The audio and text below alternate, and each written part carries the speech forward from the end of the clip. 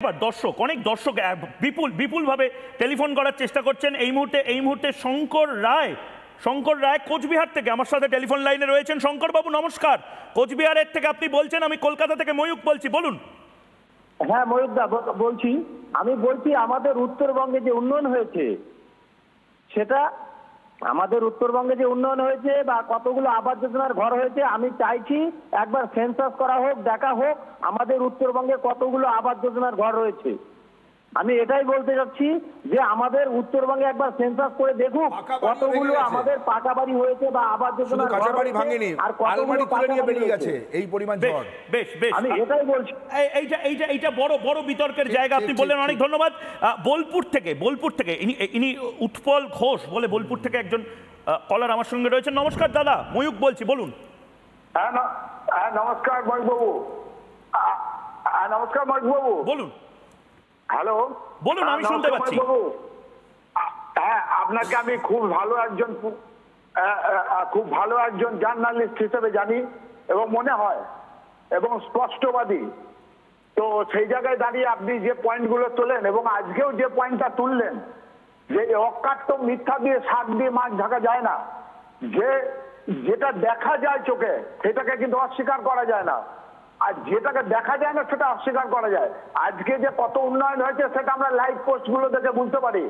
Live পোস্টে live জ্বলেছে কিন্তু তারপরে সে লাইভ মেনটেনেন্স করার লোক নেই। এবং আবাস যোজনার যে বাড়ি সে বাড়ি তারাই জানে যারা দিয়েছে। কি হয়েছে বলুন উত্তরবঙ্গে, সেটা জানেন না? গতকাল উত্তরবঙ্গে কি হয়েছে জানেন? আমি দেখেছি আপনার টিভিতে। কি দেখেছেন? উত্তরবঙ্গে ধ্বংসের লীলা হয়ে গেছে।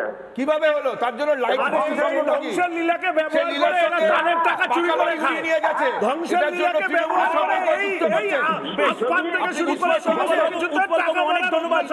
একদম উৎপল বাবু, অনেক ধন্যবাদ। আপনি দেখতে থাকুন। নিশীথ রঞ্জন দে এই মুহূর্তে ইউটিউবে লাইভ স্ট্রিমিং এ আমাকে একটা প্রশ্ন করছেন, উত্তরবঙ্গকে তৃণমূল সরকার কতটা বঞ্চনা করে। তার প্রথম উদাহরণ রায়গঞ্জে এইমস হাসপাতালকে দক্ষিণবঙ্গের কল্যাণীতে নিয়ে যাওয়া। আমি এই ইউটিউবারকে শুধু ইউটিউবার না, দর্শক শুধু ইউটিউবে দেখছেন, হয়তো রাস্তায় রয়েছে। আপনাদেরকে বলতে চাই যারা উত্তরবঙ্গ সম্পর্কে খবর রাখেন, সমগ্র উত্তরবঙ্গে যতগুলো মেডিকেল কলেজ আছে, সুপার স্পেশালিটি হসপিটাল আছে, গত 2023-এর ডিসেম্বর মাস অবধি একটা নিউরো সার্জন পর্যন্ত ছিল না।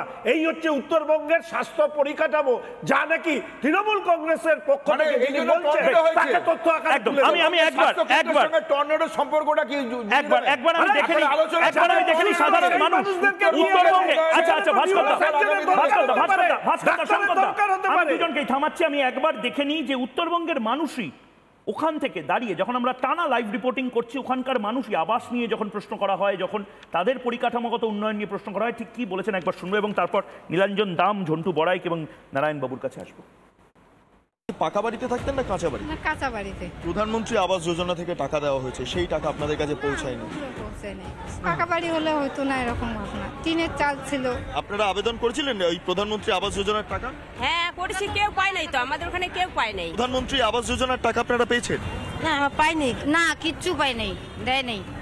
100 দিনে কাজ করছি ওই টাকাটাই পাই নাই, আর ইন্দিরা যোজনা ঘর দিবে এলে। আপনারা টাকা পেয়েছেন প্রধানমন্ত্রী আবাস যোজনা? না। পাকা বাড়ি থাকলে আজকে এই ঘটনা ঘটতো? আপনার কি মনে হয়? না, পাকা গাড়ি থাকলে কোনো ঘটনা হতো না। না আমি কিছু পাইনি, কিচ্ছু পাইনি। পাকা বাড়ি হলে এই সমস্যা সব পাকা বাড়ি শেষ করে